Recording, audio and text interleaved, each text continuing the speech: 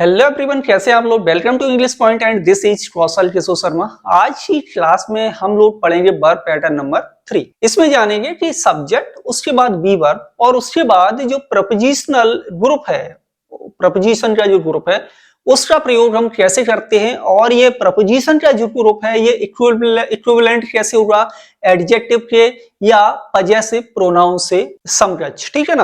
तो बहुत इंपॉर्टेंट है क्योंकि इस वर्ब पैटर्न के माध्यम से आप इंग्लिश ग्रामर के सेंटेंस स्ट्रक्चर को बहुत अच्छे तरीके से जान जाएंगे ना, तो मिस्टेक्स ना के बराबर होगी, बिल्कुल होगी ही नहीं। तो शुरू करते हैं। सबसे पहले देखेंगे हमारा सब्जेक्ट बी वर्ब और उसके बाद हमें क्या लगाना, प्रपोजिशनल ग्रुप। कहने का मतलब है प्रपोजिशनल फ्रेज हमें लगाना। जैसे हमने एक सेंटेंस लिखा, जो आपका सब्जेक्ट है सी, उसके बाद हमने सी के साथ क्या आएगा, इज, सी इज। इसके बाद हमने फ्रेज लिखा इन अ गुड हेल्थ। ठीक है, इन ए गुड हेल्थ। अब इस सेंटेंस में आपको क्या समझ में आ रहा है, बेसिकली सी सब्जेक्ट है, इज आपकी बी वर्ब है, इन ए गुड हेल्थ ये पूरा क्या है, कंप्लीमेंट है। लेकिन अब मैंने आपको स्टार्टिंग में ही बताया था, हमारा जो वर्ब पैटर्न नंबर 1 था उसमें क्या बोला था, प्रपोजिशनल फ्रेज भी आते हैं लेकिन वो होते कंप्लीमेंट ही है, क्योंकि बी वर्ब के बाद हम एक्चुअली कंप्लीमेंट ही लिख रहे होते हैं। इन ए गुड हेल्थ आपका पूरा फ्रेज है, इसे आप ऑब्जेक्ट नहीं बोलेंगे कि हमारा ऑब्जेक्ट लिखा है, ये प्रपोजिशनल फ्रेज है इन ए गुड हेल्थ। जो इक्विवेलेंट किससे हमने क्या कहा था, या तो एडजेक्टिव या possessive pronoun. In a good health का मतलब क्या हुआ, वेल, अच्छा, ठीक है ना।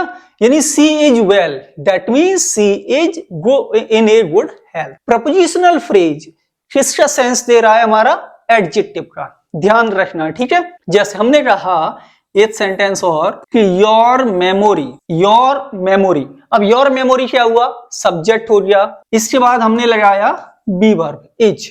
ठीक है, इसके बाद हमने प्रपोजिशनल फ्रेज लिखा at fault, your memory is at fault. तो यहां पर एट फॉल्ट क्या है, ये प्रपोजिशनल ग्रुप है, मतलब प्रपोजिशनल फ्रेज है जिसका मतलब हुआ फॉल्टी।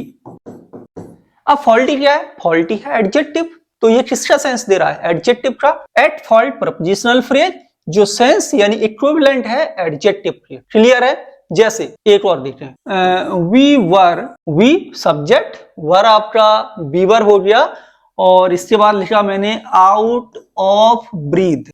ठीक है ना, out of breath, we were out of breath. We क्या है, subject, were be verb, out of breath पूरा का पूरा फ्रेज है। कैसा फ्रेज है, out of breath, prepositional phrase है, लेकिन ये सेंस किसका दे रहा है, सेंस दे रहा है एडजेक्टिव का, ब्रीथलेस। ठीक है, क्लियर। तो कहने का मतलब है सब्जेक्ट के बाद आप बी वर्ब लगाइए, प्रपोजिशनल फ्रेज लगाइए, लेकिन ध्यान रहे उस प्रपोजिशनल फ्रेज का जो मीनिंग है, जो सेंस होगा, वो एडजेक्टिव से रिलेटेड हो सकता है। ठीक है, जैसे हमने कहा कि this poem is beyond me, this poem is beyond me. This poem subject, clear, is आपका बी वर्ब है, बी वर्ब हो गई, बियॉन्ड मी प्रपोजिशनल फ्रेज हो गया। अब बियॉन्ड बी का मतलब क्या होगा, यानी यह जो पोएम है मुझसे परे है, मतलब मुझे समझ में नहीं आ रही पोएम, इसका मतलब हुआ टू डिफिकल्ट, टू डिफिकल्ट। कहने का मतलब बियॉन्ड मी प्रपोजिशनल फ्रेज है, जो सेंस किसका दे रहा है, हमारा एडजेक्टिव। अब ये तो हमने कुछ एग्जांपल्स ले लिए कि सब्जेक्ट, बी वर्ब और प्रपोजिशनल फ्रेज आपका एडजेक्टिव का, एडजेक्टिव के इक्विवेलेंट हो सकते हैं। अभी हमने एक और बोला था पजेसिव प्रोनाउन के इक्विवेलेंट भी हो सकते हैं। जैसे हमने लिखा सेंटेंस एक, this letter is for you, this letter is for you, यह लेटर आपके लिए है। इसका मतलब क्या हुआ, दिस लेटर सब्जेक्ट, इज आपका बी वर्ब, फॉर यू मतलब योर्स, यानी दिस इज योर लेटर। तो यहां पर किससे रिलेटेड हो गया, योर लेटर मतलब पजेसिव प्रोनाउन, पजेसिव प्रोनाउन। ठीक है, तो इस तरह से सेंटेंस में क्या होता है, हमारा प्रपोजिशनल फ्रेज एडजेक्टिव और पजेसिव प्रोनाउन के रूप में प्रयोग किए जा सकते हैं। क्लियर। जैसे एक और ले लेते हैं, everything is in a good order, everything is in a good order. अब everything subject, is be verb in a good order, मतलब कि फ्रेज, कौन सा फ्रेज यहाँ पर हुआ, प्रपोजिशनल फ्रेज हुआ। तो इन ए गुड ऑर्डर का मतलब क्या हुआ, इन ए गुड ऑर्डर का मतलब हुआ वर्किंग, यानी कि वो चीज काम कर रही है, वर्किंग से रिलेटेड, ठीक है ना।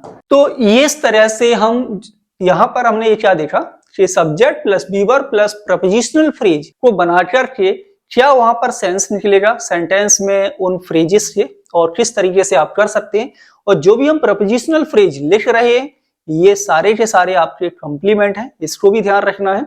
Subject plus be verb plus complement, complement में हम स्टडी कर रहे थे प्रपोजिशनल फ्रेजेस की।